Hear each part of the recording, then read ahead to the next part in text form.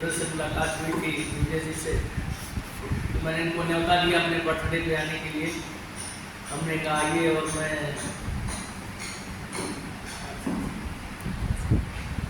अपने न्योता दिया अपने बर्थडे को बनाने के लिए। हमने कहा आइए और ब्रदर आपका स्वागत है। और जब उन्होंने देखा कि परमेश्वर की महिमा को देखा लखनऊ में, तो काफ़ी आपको अच्छा लगा, तो आपने न्योता दिया कि आप कभी आइए।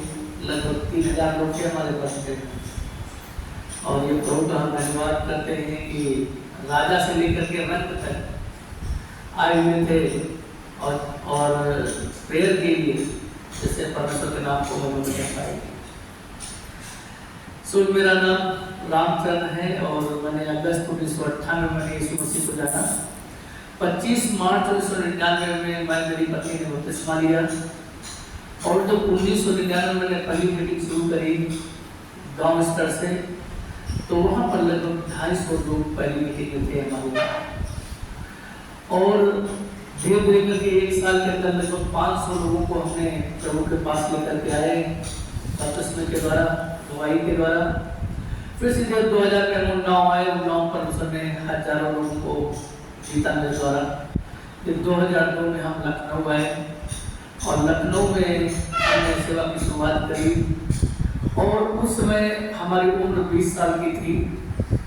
और मैं प्रभु का धन्यवाद करता हूँ कि लखनऊ जैसे राजधानी में परमेश्वर ने हमें संभाला। और मेरा एक बहुत बड़ा दर्शन था कि हमने कभी हाई स्कूल तक हमने कभी जूते नहीं पहन पाए, और न कभी हमने पैंट पहनने पाई। तो मेरे मन में एक था कि हम क्या करें, हम कैसे अच्छे कपड़े पहन सके, कैसे जूते पहन सके। तो हमने 15 साल की उम्र में हम नौकरी करने के लिए चले गए थे, और वहाँ मुझे एक सिक्योरिटी गार्ड की नौकरी मिली थी कानपुर में। 650 रुपये हमारी तनख्वाह थी। मतलब प्रभु का धन्यवाद करते हैं, ये प्रभु की बड़ी योजना थी। फिर हम उसे फैक्ट्री के सुपरवाइजर बन गए। फिर बहुत सारा धन भी हमने वहाँ पर कमाया। फिर मन में आया कि मैं भक्ति करूंगा, क्योंकि मेरे भक्ति लाइन में हमारा बहुत बड़ा मन था। तो हमने जाकर, मैं मेरी पत्नी ने कंठी पहनी, गुरु बनाया, जाकर के नैमिषारण्य में भागवत सीखने लगे। और सब कुछ करने के बाद में जब अंदर गए, तो हमने कहा शक्ति है नहीं, शक्ति कुछ और है। फिर जैसे मुझे वचन को मिला, और मैंने वचन करना शुरू किया, तो मेरा जो लक्ष्य था, हमने कहा हम गरीब बच्चों को जो है ऐसे बच्चों को रखेंगे, पढ़ाएंगे जिनके माँ है तो बाप नहीं है, बाप है तो माँ नहीं है, जो बच्चे पढ़ नहीं सकते। हमारी कुछ 20 साल उम्र थी हमारी। हमने 2 बच्चों को गोद लिया पढ़ाने के लिए। फिर हमने 2 से 4 को लिया, फिर हमने 40 बच्चों को गोद लिया। समझ लीजिए, एक तरफ सुसमाचार प्रचार करते थे, दूसरी तरफ बच्चों को पढ़ाई लिखाई कराते थे। मेरी पत्नी 1995 में उसने डबल MA किया हुआ था, और कई बार उसे नौकरी का भी चांस मिला, नौकरी उसने नहीं किया कि हम प्रभु का काम करेंगे। मगर मैं परमेश्वर का धन्यवाद करता कि हम दोनों साथ साथ चलते रहे। हमने 80 बच्चों को डॉक्टर बना दिया, 40 अपने और 40 चर्च के। 80 बच्चों को मैंने साउथ से मैंने डॉक्टर बना दिया। मैं प्रभु का धन्यवाद करता हूँ कि लखनऊ में 2011 में एक समय ऐसा आया कि मुझे अपना स्कूटर बेच करके रेंट देना पड़ा। और समझ लीजिए कि मैं साइकिल से प्रचार करने लगा। 5 साल मैंने साइकिल से प्रचार किया। डेली 70-80 किलोमीटर में साइकिल चलाता था। और मैं परमेश्वर का धन्यवाद करता हूँ कि तमाम लोग मुझे कहते थे, हम देखो मोटरसाइकिल प्रचार कर रहे हैं, ये पता नहीं कैसे सेवा करते हैं, ये साइकिल प्रचार कर रहे हैं। मगर मुझे क्या था कि मुझे जिन बच्चों को हमने पढ़ाने लिखाने की वायदा जिम्मेदारी ली थी, क्योंकि अगर हम मोटरसाइकिल खरीदते तो हमारा बैलेंस बिगड़ जाता है एकदम से। फिर एक समय ऐसा आया कि जब डॉक्टर ने मना कर दिया कि आप साइकिल नहीं चला सकते हो, हार्ट में पेन होने लगा था। फिर मैंने कलीसिया के सामने बात रखी। कलीसिया ने मुझे 8 सीटर वर्षा कार दिया। जिस दिन वर्षा कार कलीसिया चर्च ने खरीद दिया, उस दिन मेरी साइकिल चोरी हो गई। सो मैं प्रभु का धन्यवाद करता हूँ, उस दिन से लेकर के आज तक परमेश्वर ने संभाला है। और जब मैं साइकिल चल रहा था, एक बहुत श्रोता आया था नाइजीरिया से, उसको मैंने बुलाया दिल्ली में थे तो लखनऊ आए। ऐसे ही मैं बैठा हुआ था और मैं ऐसे खड़ा हुआ था, जैसे गेट पे आया, पास्टर से हमने कहा यस सर, कहा तो लखनऊ का बॉस बनने वाला है, कहा यस सर।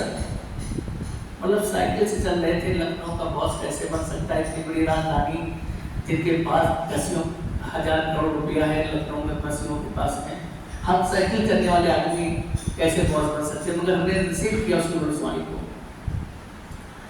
और मैं प्रभु का धन्यवाद करता हूँ कि यहाँ से अनिल कांत को जाना था लखनऊ, अनिल कांत को लखनऊ जाना था, तो बिशप टोनी ने बुलाया था कि आप आइए, तो उनका न्योता स्वीकार नहीं होने किया।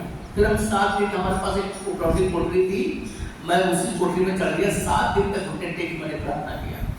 7वें दिन जब मैं वहाँ ऊपर उतरा, वैसे ही अनिल कांत का फोन मेरे पास आया कि दादा हम आपके पास आ रहे हैं। जैसे ही पहली मीटिंग में 2011 में अनिल कांत आए, कम से कम 10,000 लोग थे, और जिसकी अगुवाई हमारे बिशप टोनी एबीसी चर्च के कर रहे थे। सारा लखनऊ का पास्टर मेरे पैर के तले आ गया। मैं प्रभु का धन्यवाद करता हूँ, वो दिन है और आज का दिन है, परमेश्वर ने जिन पर मुझे तरक्की दी। आज लखनऊ में सबसे बड़ी गैदरिंग आज हमारे पास है, और जिससे राजा से लेकर के रंग तक मुझे जानते अच्छी तरीके से। और आज हमारी डिस्ट्रिक्ट पूरे उत्तर प्रदेश में है, पूरे देश में ऐसा कोई स्टेट है जिस स्टेट में हमारी यूनिवर्सिटी नहीं है। नेपाल देश में लगभग 3 लाख से ज़्यादा लोग को जानते हैं, और पहली प्रोफेसर हमने नेपाल में की थी। जब मैं गया लगभग 250 लोग थे। हमने कहा राजा रानी के पेट से नहीं पैदा होगा, राजा होटल बक्स से पैदा होगा। और हमने कहा परमेश्वर उसको राजतंत्र से लोकतंत्र में लेकर के जा रहा है, तो नेपाल एक धनी देश होने जा रहा है। मैं परमेश्वर का धन्यवाद करता हूँ, 3 महीने भी नहीं बीते, 4 महीने परमेश्वर ने ऐसी लड़ाई हुई नेपाल में माओवादियों के बीच में कि परमेश्वर ने राजतंत्र से लोकतंत्र में चेंज कर दिया नेपाल देश को। तो मैं परमेश्वर का बहुत धन्यवाद करता हूँ कि उसने मुझ जैसे नालायक इंसान को उसने अपनी महिमा के लिए चुना। आज मैं एंग्लिकन स्कोपल चर्च ऑफ इंडिया का, नॉर्थ इंडिया का मैं मेट्रोपॉलिटन हूँ, और जो हमारा नेशनल क्रिश्चियन बोर्ड है उसका मैं राष्ट्रीय जो है सेक्रेटरी हूँ। और दूसरी बात है कि जो हमारा एंग्लिकन स्कोपल चर्च ऑफ इंडिया है उसका मैं राष्ट्रीय उपाध्यक्ष भी पूरे भारत का। तो इस बात के लिए हम परमेश्वर को बहुत धन्यवाद देते हैं। आज बड़े बड़े राजा से लेकर के रंग तक आज हमारे चर्च में आते हैं, इस बात के लिए हम परमेश्वर को बहुत बहुत धन्यवाद देते हैं। उसने मुझ जैसे इंसान को उसने इस्तेमाल किया। आज जब आप लोग को देख रहे बैठे, जब पहली बार मैं गया था मैं भी ऐसे बैठा करता था, मगर आज मैं देखता हूँ कि जब जहाँ भी मैं जाता हूँ, चाहे वो मुख्यमंत्री हो, चाहे वो डिफेंस मिनिस्टर हो, चाहे कोई भी मिनिस्टर हो, तुरंत उठ करके खड़ा हो जाता है सब सामने। तो मैं परमेश्वर का धन्यवाद करता हूँ ऐसा आदर देने के लिए। आज हम आपके बीच में परमेश्वर के वचन को प्रचार करना चाहते हैं। जीवन और जीवन की पुस्तक, हमारा संदेश केवल 30 मिनट का होगा, 25 मिनट का, 25 मिनट में हम खत्म कर देंगे, और आप लोग ध्यान रख करके सुनिएगा, और परमेश्वर आज आप लोगों की जिंदगी को बदल देगा। और मुझे लगता है जो कुछ भी हमने सीखा है वो हम आपको सिखाना चाहते हैं। सो देखिएगा की पुस्तक, निर्गमन की पुस्तक, और उसका 32 अध्याय, उसका 32 और 33 पर। जिनके पास पुस्तकें हैं वो ध्यान धर करके देखेंगे, और जिनके पास नहीं वो सुनेंगे, और जिनके पास पुस्तक कापी और कलम और लिख लेंगे कि हमारे जाने के बाद में आप इसको आपको याद कर सकते हैं। सो यहाँ पर लिखा है निर्गमन की पुस्तक, उसका 32 अध्याय, उसके 32 और 33 पद में लिखा है, तो यदि तुमका पाप क्षमा कर, नहीं तो अपनी लिखी हुई पुस्तक में से मेरे नाम को काट दे। यहोवा ने मूसा से कहा कि उसने मेरे विरुद्ध पाप किया है, उसी का नाम मैं अपनी लिखी हुई पुस्तक में से काट दूंगा। और एक समय था कि जब परमेश्वर सीनै पर्वत के ऊपर था, और वहां पर वो मूसा से बातें करना चाहता था। और मूसा जब परमेश्वर से बातें कर रहा था, बातें करने में बहुत देर लग गई, क्योंकि वहां पर वो 10 आज्ञाएं जो देनी थी प्रजा को मानने के लिए, वो आज्ञाएं वहां पर लिखी जा रही थी। और परमेश्वर बहुत सारी बातें उसे सिखाना चाह रहा था, और इसलिए वो मूसा और परमेश्वर के बीच की जो मित्रता थी वो बहुत ही अच्छी मित्रता थी, और परमेश्वर चाह रहा था कि मैं मूसा को ऐसी बातें सिखाऊं जो जाकर के मेरी प्रजा को सिखाया जा सके।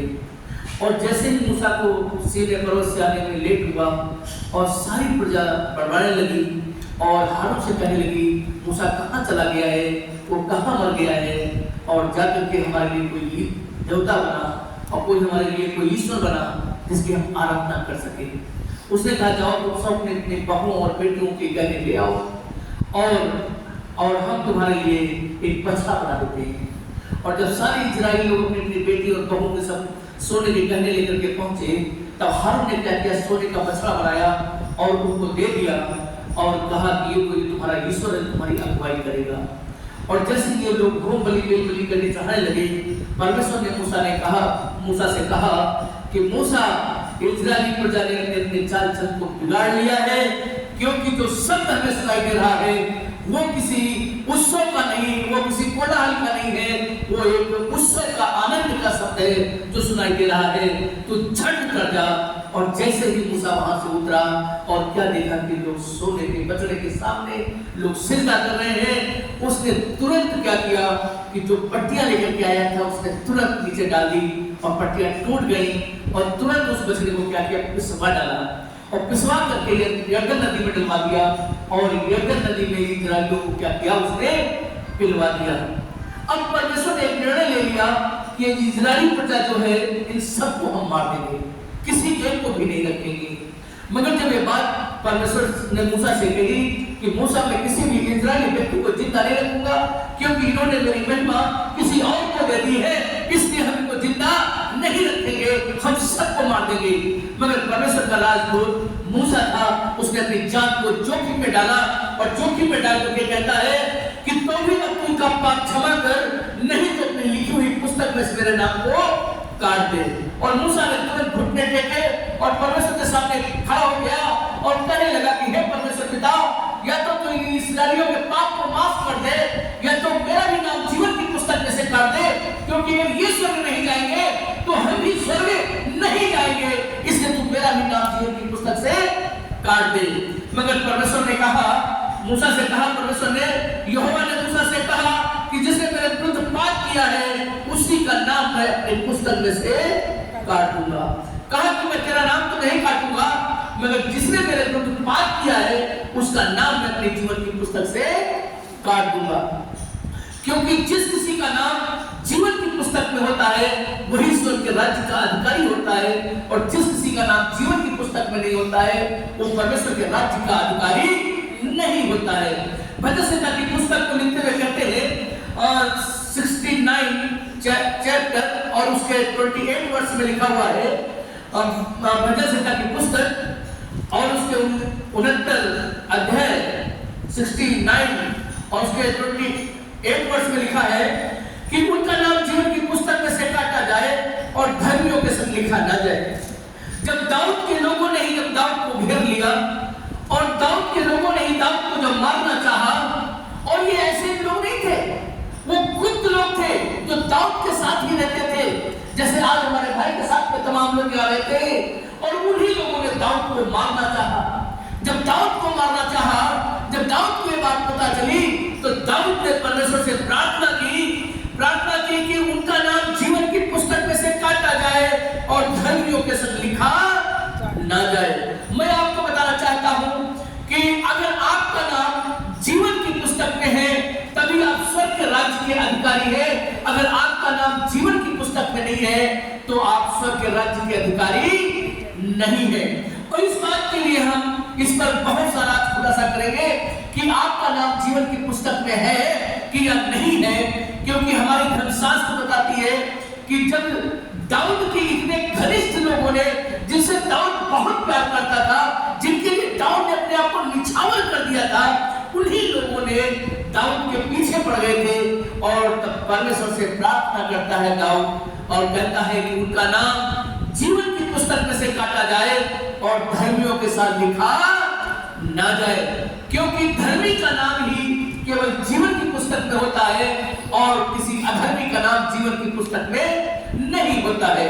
प्रकाशित वाक्य पुस्तक 3 अध्याय के 5 पद को लिखते हुए कहते हैं, यहाँ पर प्रकाशित वाक्य पुस्तक 3 अध्याय के 5 पद में लिखा है, जो जय पाए उसे इसी प्रकार श्वेत वस्त्र पहनाया जाएगा और मैं उनका नाम जीवन की पुस्तक में से किसी भी से न काटूंगा, पर उनका नाम अपने पिता और उसके स्वर्गदूतों के सामने मान लूंगा।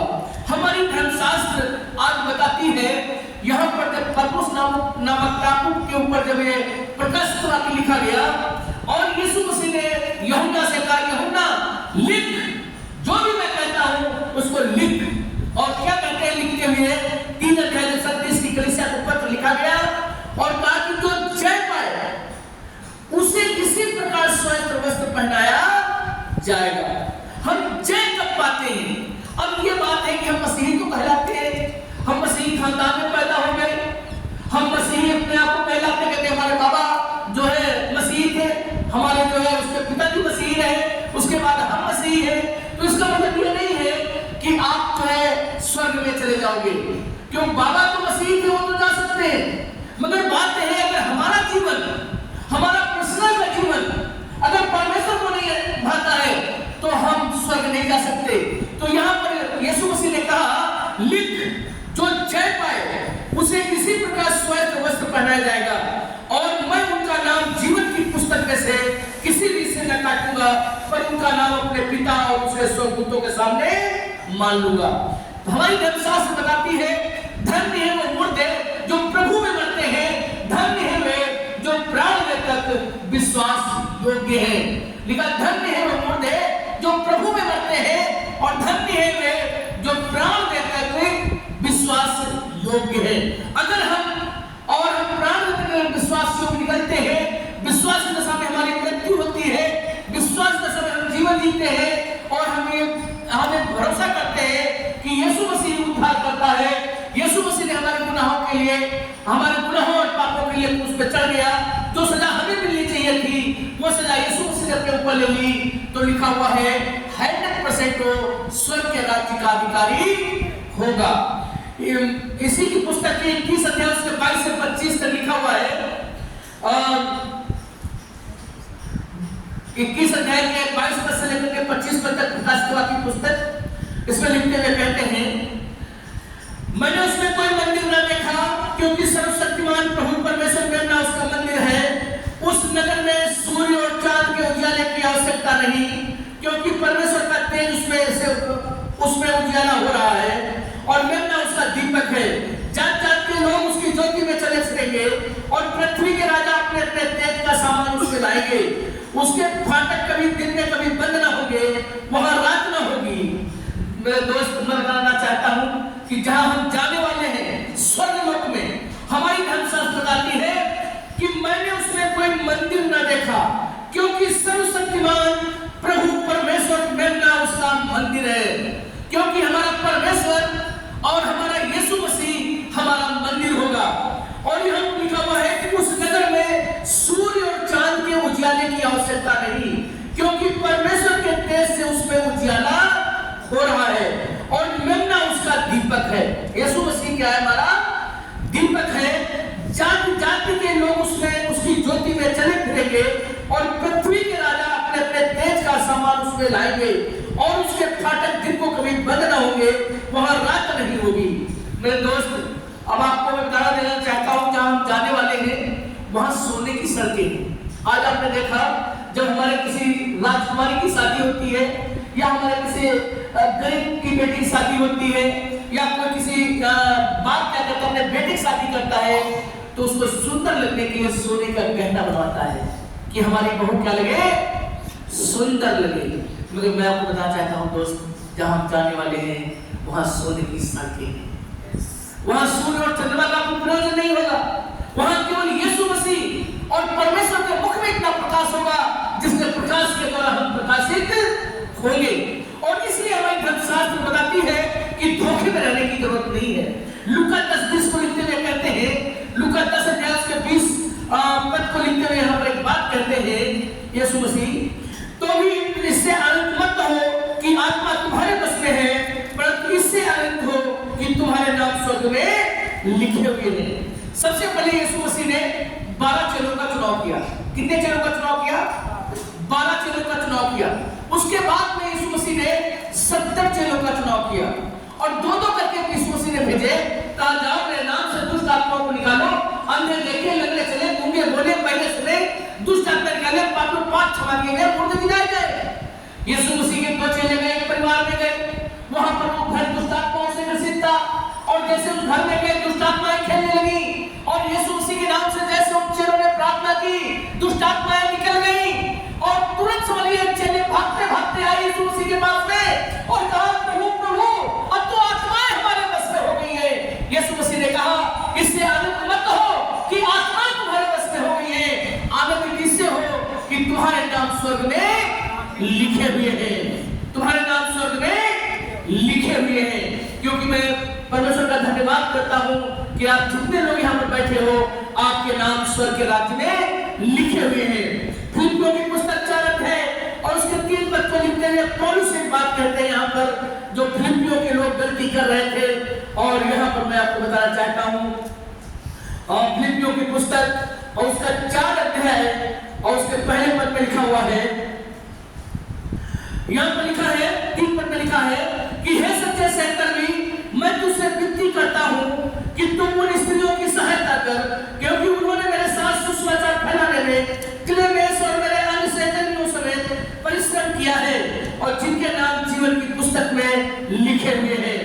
यहाँ पर जब फिलिप्पियों शहर की कलीसिया को जब पत्र लिखा गया, फिलिप्पी के लोग, फिलिप्पियों शहर के लोग बहुत अच्छे थे, जैसे आज मुंबई के लोग, कोलकाता के लोग बहुत अच्छे लोग हैं, जैसे आप लोग बहुत अच्छे लोग हो और आप लोग दानी लोग हो, ऐसे ही फिलिप्पियों शहर के लोग थे, वो दान देने में बहुत आगे थे, मगर उन्हें ये नहीं मालूम था कि दान किनको देना चाहिए, दान किन लोगों को करना चाहिए, किन लोगों को हमें अपनी भेंटें देनी चाहिए।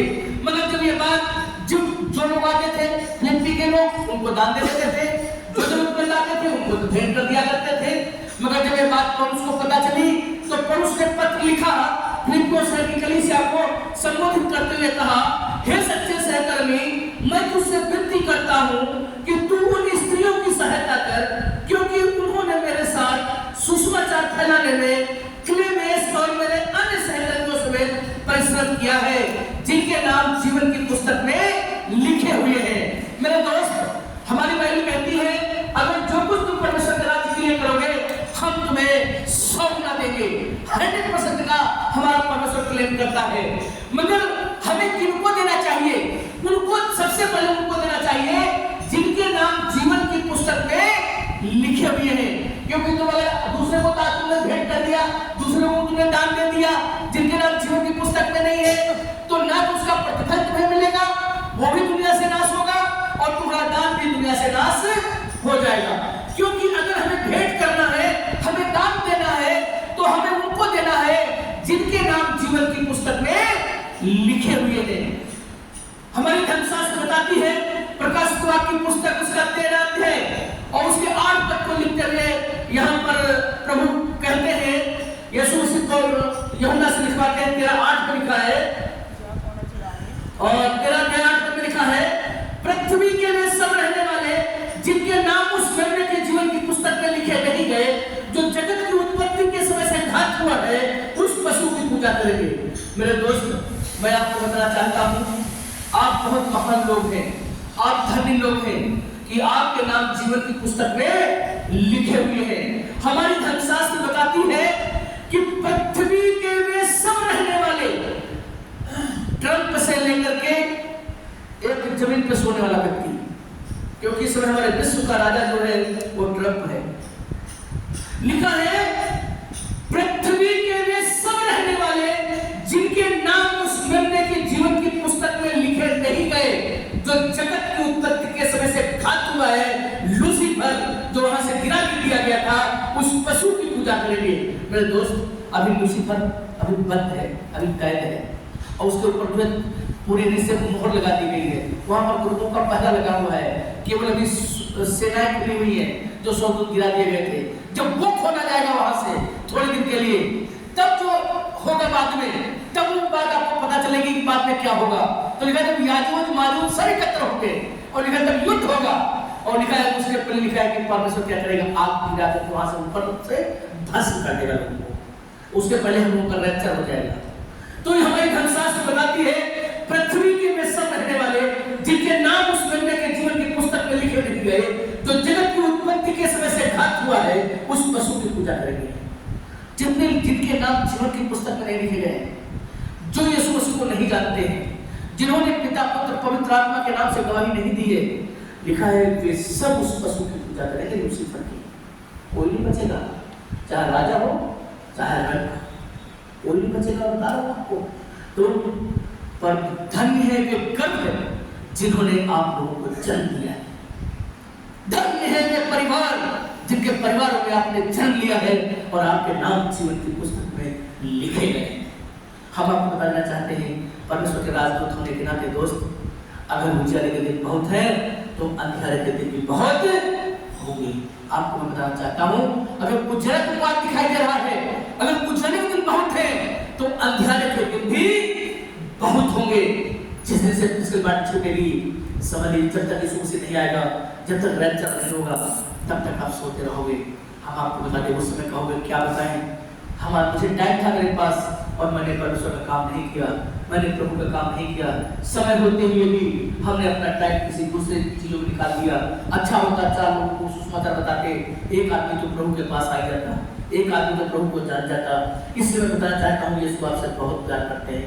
इसी का 21 अध्याय से 27 पद में लिखा है, प्रकाश की पुस्तक 21 अध्याय 27 पद में लिखा है, परंतु उसमें कोई अपवित्र वस्तु या घृणित काम करने वाला या झूठ का करने वाला किसी रीत से प्रवेश न करेगा, पर केवल वे लोग जिनके नाम मेमने के जीवन की पुस्तक में लिखे हुए हैं। दोस्तों मैं तुम्हें बताना चाहता हूं, कोई भी अपवित्र वस्तु, कोई भी अपवित्र वस्तु स्वर्ग में नहीं जाएगी। और हमारी धर्मशास्त्र बताती है, परंतु उसमें कोई अपवित्र वस्तु या घृणित काम करने वाला या झूठ का करने वाला किसी रीत से प्रवेश ना करेगा, पर केवल वे लोग जिनके नाम मेमने के जीवन की पुस्तक में लिखे हुए हैं। जिनके नाम जीवन की पुस्तक में लिखे हैं, केवल वे लोग स्वर्ग के राज्य के अधिकारी होंगे और कोई स्वर्ग के राज्य का अधिकारी नहीं होगा। इसलिए चर्च में जो भी आपको काम मिलता है, पूरे तन से, पूरे मन से, पूरी शक्ति के साथ क्या आपको करना है, क्योंकि अगर आज लिखा है अपने अगुओं की मानो जो तुम्हारे प्राणों के लिए रात रात चला करते हैं, जिनको तुम्हारे प्राणों का लेखा देना होगा। लिखा है अपने अगुओं के अधीन रहो, उनकी मानो जो लोग कहते हैं। लिखा है अगर तुम्हें कोई शिकायत है तो लिखा है जो वो कहे वो तो मानो, मगर उनके समान काम मत करो। अगर उनके काम तुम्हें अच्छे नहीं लगते हैं, अगर अगुओं के काम तुम्हें अच्छे नहीं लगते हैं, तो तुम्हें जो वो कहे वो तुम्हें करना है, मगर उनके समान तुम्हें अगर अच्छे नहीं लगते तो उनके समान काम तुम्हें करने की जरूरत नहीं। मगर जो वो कहे वो तुम्हें करना है, अगर नहीं करोगे तो न्याय के दिन दोषी ठहरोगे। खुल जाएंगी किताबें, जब भी हिसाब होगा, इंसाफ का तराजू यीशु के हाथ में होगा।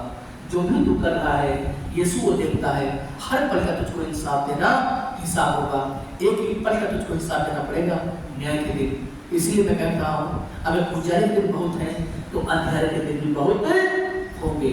और कहीं एक बार हमारे यीशु ने कह दिया कि हम तुम्हें नहीं जानते, समझ लो तुम्हारी क्या दशा होगी। अगर कहीं ये कह दिया हम तुम्हें नहीं जानते, ले जाओ इसको आपकी जेब में डाल दो जाकर के, समझ लो उसमें तुम्हारी दशा क्या होगी। ये पैसा, ये दौलत, ये शोहरत सब कुछ नहीं रह जाएगी, कुछ भी तुम्हारे हाथ आने वाला नहीं है।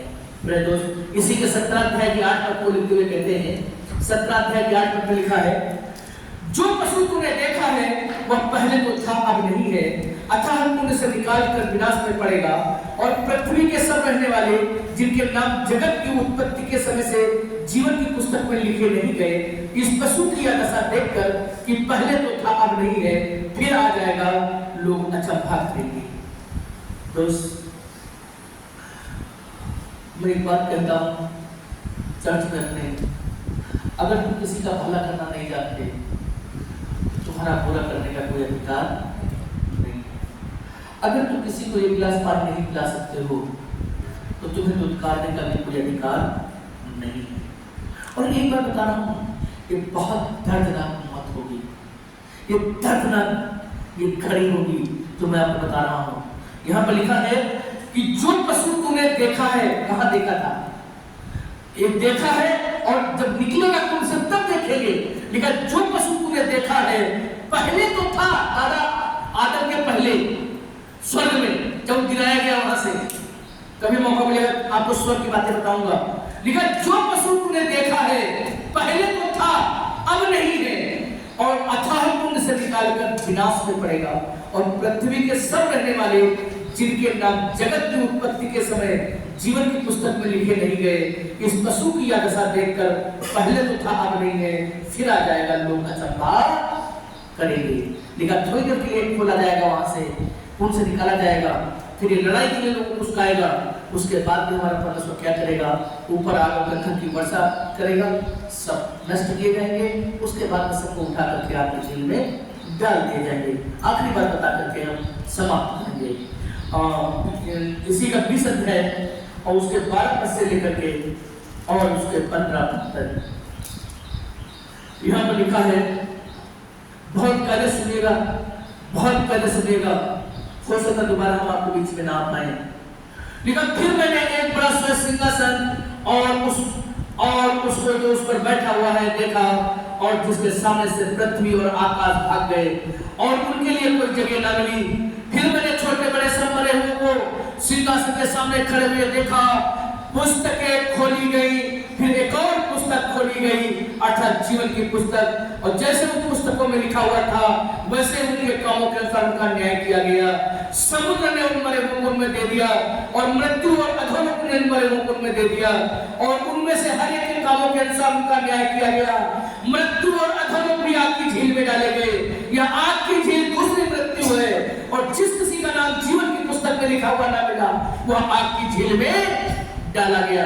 मेरे दोस्त, मैं बताना चाहता हूं, यहाँ पर लिखा है, फिर मैंने छोटे बड़े सब मरे हुए को सिंहासन के सामने खड़े देखा। जब यीशु मसीह अपने सारे स्वर्गदूतों के साथ में आएगा, तुरही फूंकी जाएगी, नरसिंगा फूंका जाएगा, मुर्दे अविनाशी दशा में जी उठेंगे। हम जो जीवित हैं, रूप बदल जाएगा। पलक झपकते ही हम अपने राजा से मिलेंगे, पलक झपकते अपने परमेश्वर यीशु मसीह से आप मिलेंगे। तो यहाँ पर लिखा है, बहुत बड़ी बात लिखी है, लिखा है फिर मैंने छोटे बड़े सब मरे हुए को सिंहासन के सामने खड़े हुए देखा, पुस्तकें खोली गई, फिर एक और पुस्तक खोली गई, अर्थात जीवन की पुस्तक। पुस्तकें खोली गई, बहुवचन, पुस्तकें खोली गई। मेरे दोस्त, जिस दिन तुमने पिता और पुत्र पवित्र आत्मा के नाम से यीशु मसीह को अंगीकार किया था, स्वीकार किया था, और जिस दिन तक तुम कब्र में नहीं चले जाओगे, तब तक के तुम्हारी पुस्तक लिखी जा रही है, और उन पुस्तकों के अनुसार तुम्हारा न्याय होगा। तुमने जो भले काम किए उनकी तुम्हें आशीष मिलेगी, जो तुमने बुरे काम किए हैं उनमें तुम्हें दंडित भी किया जाएगा। मगर ये तो बात है कि यहाँ दंडित से बच जाओगे, दंडित होकर के बच जाओगे। मगर एक बात लिखा, बहुत कायदे से इसको देखिएगा, लिखा है पुस्तकें खोली गई, फिर एक और पुस्तक खोली गई, अर्थात जीवन की पुस्तक। जैसे उन पुस्तकों में लिखा हुआ था वैसे उनके कामों के अनुसार उनका न्याय किया गया। समुद्र ने उन मरे हुओं को उनमें दे दिया, मृत्यु और अधोलोक भी उन मरे हुओं को उनमें दे दिया, और उनमें से हर एक के कामों के अनुसार उनका न्याय किया गया। मृत्यु और अधोलोक भी आग की झील में डाले गए, और यह आग की झील दूसरी मृत्यु है। जिस किसी का नाम जीवन की पुस्तक में लिखा हुआ ना मिला, वह आग की झील में डाला गया। दोस्त, भक्ति की बात बहुत गंभीर है। परमेश्वर का धन, परमेश्वर का ज्ञान और परमेश्वर की बुद्धि, ये तीनों गंभीर हैं। इनका मंत्री कौन हुआ? इनका भेद कौन जानता है? परमेश्वर का धन और परमेश्वर का ज्ञान और परमेश्वर की बुद्धि, ये तीनों गंभीर हैं। इनका मंत्री कौन हुआ? इनका भेद कौन जानता है?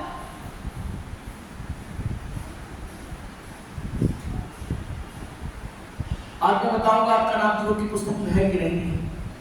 सब कुछ बाइबल में है, इसको अध्ययन करिए। यह परमेश्वर का वचन है, परमेश्वर ने लिखा दिया है। अय्यूब से कहता है परमेश्वर, का तू इतना कुछ हो गया है? का बता तू, जब पृथ्वी की नींव डाली गई तो किस पे डाली गई? जब मैंने इसकी बॉडी की सूत खींचा था उसमें तू वहां था क्या? कौन है जो परमेश्वर के काम को बिगाड़ना चाहता है? अय्यूब कहता है प्रभु,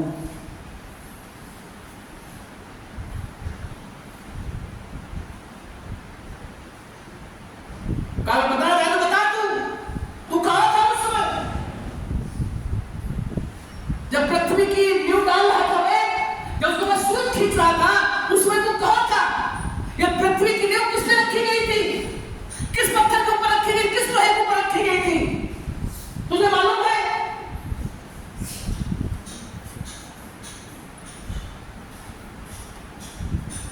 जब यसूही और बिल्दद, एलीपज, ये तीनों धर्मी लोग थे, खाली अय्यूब की जन्मतिथि केवल लिखी बाइबल के अंदर और किसी की भी बाइबल के अंदर जन्मतिथि नहीं पाई जाती है कि अय्यूब किस दिन पैदा हुआ था।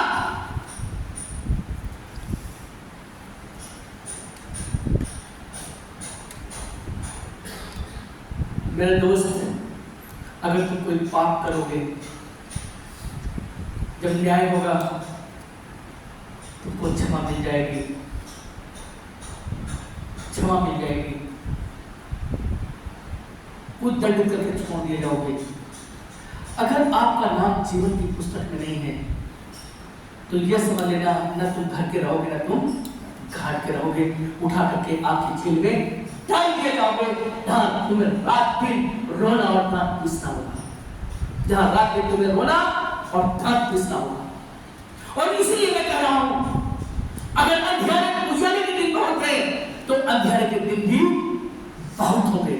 और इसलिए एक बात देख लीजिए कि हमारा नाम जीवन की पुस्तक से कब कटता है। वो बात बता करके भी अय्यूब की जन्मतिथि आपको बताएंगे कि अय्यूब की जन्मतिथि क्या है, और एक बार पढ़ के मैं समाप्त कर दूंगा।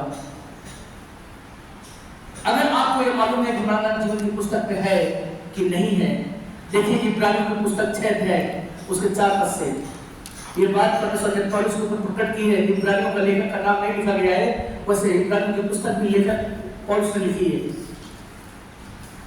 इब्रानियों की पुस्तक 6 है और उसके 4 पद से लिखा है,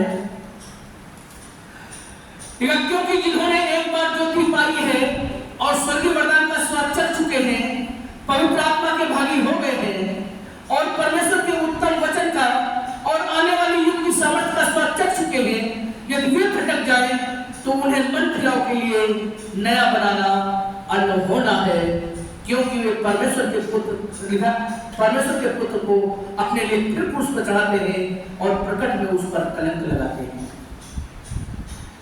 हमारी धर्मशास्त्र बताती है कि क्योंकि जिन्होंने एक बार ज्योति पाई है, और लिखा हुआ है कि जो स्वर्गीय वरदान का स्वाद चख चुके हैं, अंधे देखते हैं, लंगड़े चलते हैं, गूंगे बोलते हैं, बहरे सुनते हैं, दुष्टा पंगली पापी पाछा होते मुर्दे गिराए जाते हैं, बड़े बड़े सामर्थ के काम यीशु मसीह करता है। हमारी धर्मशास्त्र बताती है क्योंकि जिन्होंने एक बार ज्योति पाई है और जो स्वर्गीय वरदान का स्वाद चख चुके हैं, पवित्र आत्मा के भागी हो गए हैं और परमेश्वर के उत्तम वचन का और आने वाले युग की सामर्थ का स्वाद चख चुके हैं, यदि वे भटक जाए तो उन्हें फिर मन फिराव के लिए फिर नया बनाना अन्न होना है, क्योंकि परमेश्वर के पुत्र को फिर क्रूस पर चढ़ाते हैं, प्रकट में उस पर कलंक लगाते हैं। मेरे दोस्त, इस बार यीशु मसीह के सर के ऊपर कांटों का ताज था, मगर अब की बार जब हमारा यीशु मसीह आएगा तो कांटों का ताज नहीं होगा, दूल्हे का सेहरा होगा। क्या होगा? दूल्हे का सेहरा होगा। वो राजाओं का राजा और प्रभुओं का प्रभु होगा।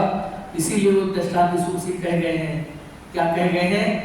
10 कुमारियां होंगी, 5 छोड़ दी जाएंगी, 5 तो अगर आपका जीवन की पुस्तक मेरी बहन नाम लिखा होगा, मेरे भाई आपका नाम जीवन की पुस्तक में लिखा होगा, तो आपने जैसे ही तुरई फूंकी जाएगी, नरसिंह का फूंका जाएगा।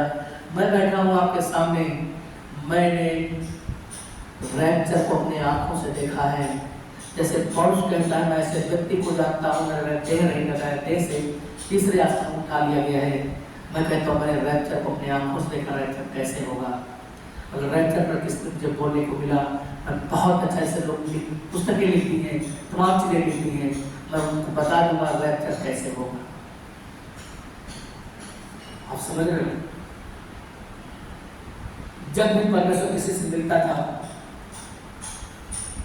है तो बाद में मिलता है।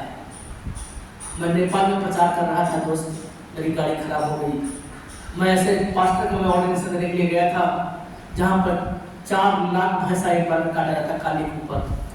किसी पास्टर ने उसका ऑर्डिनेशन नहीं दे पाया और एक बिशप जा रहा था गाजियाबाद से ऑर्डिनेशन देने के लिए, और जब नेपाल में पहुंचा तो शैतान ने उसको फेंक दिया नदी में, तो 6 एयरबैग उसके खुल गए थे, एयरबैग खुल गए थे, सब के सब मर जाते हैं। तब वहाँ बताया गया खाली बिशप सेठ को बुला वही व्यक्ति है जो उसका ऑर्डिनेशन दे सकता है पास्टर का। ऑर्डिनेशन देकर के आ रहा था, मेरी कार बिगड़ गई। समझ लीजिए मेरी गाड़ी बिना brake power brake power steering थी, नहीं स्टार्ट हुई। 8 किलोमीटर ऊंचे पहाड़ पे थे, 8 किलोमीटर ऊंचे पहाड़ पे, और हमने पत्नी को, बच्चों को, एक पास्टर पंजाब के थे, सबको मैंने विंगर से बैठा दिया। हमने कहा तुम जाओ, और पत्नी को बोला, हमने कहा अगर जिंदा रहेंगे तो फिर मैं तुम्हारे साथ आऊंगा, नहीं तो तुम सेवा संभालना। हमने गाड़ी छोड़ दी वहां से बिना ब्रेक बिना स्टीयरिंग, 8 किलोमीटर ऊंचे आसमान में गाड़ी छोड़ दी, और नीचे गाड़ी आ गई। परमेश्वर ने बादल में आकर के पूरी गाड़ी को लपेट दिया। मैं उसकी फोटो में दिखाऊंगा तुम्हें, बादल में लपेट दिया और उठा के गाड़ी 8 किलोमीटर नीचे रख दिया करके। जैसे लोग कहते हैं ना दाऊद का परमेश्वर, अब्राहम का परमेश्वर, ऐसे लोग कलीसिया के लोग हमारे कह सकते हैं सेठ का परमेश्वर। जिस परमेश्वर ने दया करी, जिस परमेश्वर ने हमें 8 किलोमीटर ऊंचे पहाड़ से नीचे रख दिया बिना ब्रेक बिना स्टीयरिंग गाड़ी। तो मैं आपको बताना चाहता हूँ भक्ति की बात बहुत गंभीर है। परमेश्वर का धन, परमेश्वर का ज्ञान, परमेश्वर की बुद्धि, ये तीनों गंभीर है। इनका मंत्री कौन हुआ, इनका भेद कौन जानता है। अय्यूब की जन्मतिथि को देख लीजिए, जल्दी से मैं आपको बता देता हूँ।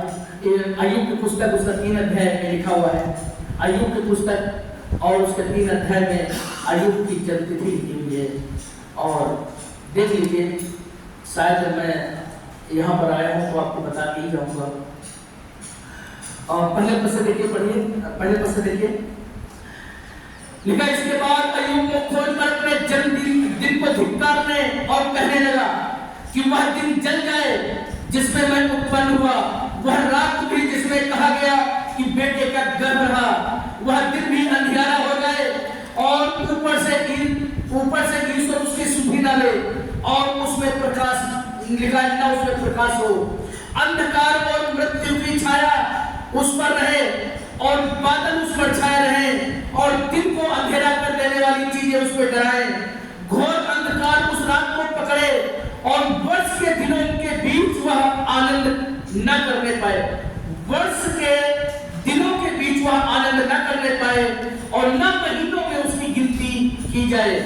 लिखा न महीनों में उसकी गिनती की जाए, क्योंकि अय्यूब का जन्म 30 फरवरी को हुआ था, और इसलिए जो फरवरी होती है वो 28 और 29 दिन की होती है।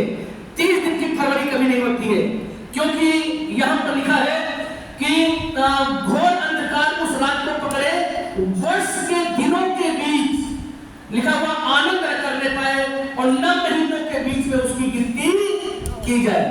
तो जो फरवरी होती है वो 29 दिन की होती है, वो 30 दिन की फरवरी नहीं होती है, और इसलिए वो दिन हटा ही दिया गया जिस दिन अय्यूब का जन्म हुआ था। इसलिए फरवरी जिस सन में भाग 4 से देने पूरा कर जाता है, उस सन में फरवरी 28 दिन की होती है। जिस सन में भाग 4 से देने पूरा नहीं करता है, उस सन में फरवरी 29 दिन की होती है।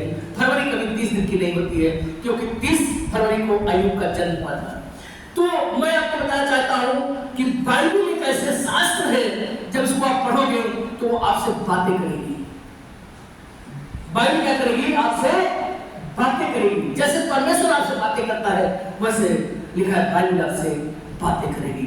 दोस्त, मैं आपको एक बात बताना चाहता हूँ आखिर में, अगर आपके यहाँ अच्छा स्वादिष्ट खाना ना हो, अच्छा तुम्हारे पास पकवान ना हो, तो उसमें चिंता करने की जरूरत नहीं है। बढ़िया घर में रोटी बनाना, बढ़िया नमक मिर्चा बांटना सिलवट के ऊपर, और बढ़िया तेल डाल खाना, बढ़िया मजा आएगा। कभी भी ऐसा काम मत करना कि मेरा नाम जीवन की पुस्तक से काटा जाए और हम अधर्म का धन कमाएं, अधर्म का धन कमा करके हम यहाँ धनवान हो जाए, और जब यहाँ से हम जाए तो वहाँ उठा करके नरकुंड में डाल दिए जाए। दोस्त, भक्ति की बात बहुत गंभीर है। यीशु आपसे बहुत प्यार करता है। यीशु ने इतना प्यार किया, अपने दोनों हाथ चला दिए। मैं आरएसएस से निकल के आया हूँ, मैं इसके लिए भागवत कहता था। आज 48 साल हमने अपने जन्म के पूरे किए दोस्त। 48 साल में हमने 80 बच्चों को मैंने डॉक्टर बना दिया। अपने 2 बच्चों को आदमी डॉक्टर नहीं बना पाता है। मेरे बच्चे नहीं है प्रश्न, हमने अपने बच्चे नहीं किए 80 बच्चों के चक्कर में। तुम किस दुनिया में जी रहे हो? तुम कहां हो? खुल जाएंगी किताबें जब भी हिसाब होगा। इंसाफ का तराजू यीशु के हाथ में होगा। ऐसे हमारे 2 बच्चे होते, 2 बच्चों के डैडी कहते हैं। आज मुझे 80 बच्चे डैडी कहते हैं। 80 बच्चे डैडी कहते हैं मुझे। मैं जिस घर से जाता हूँ, डैडी कहा जाए, डैडी जेम्स, डैडी जेम्स। झड़ी लगी डैडी कहने की, क्योंकि मैंने केजी से पाला है, केजी से पढ़ा लिखा करके हमने डॉक्टर बना दिया। बहुत बड़ी बात है। आदमी के 2 बच्चे होते हैं, संभाल नहीं पाता है, एक दाहिने जा रहा है, एक बाएं जा रहा है। और जानते हो 40 खून के बच्चे थे, 40 बच्चे। और हमने एक बात बता रखी थी अपने बच्चों को। हमने कहा जिस दिन मुझे तुम्हारे कैरेक्टर के विषय में पता चलेगा, बेस को बंद कर दीजिए। जिस दिन तुम्हारे कैरेक्टर के विषय में पता चलेगा, तुम्हारे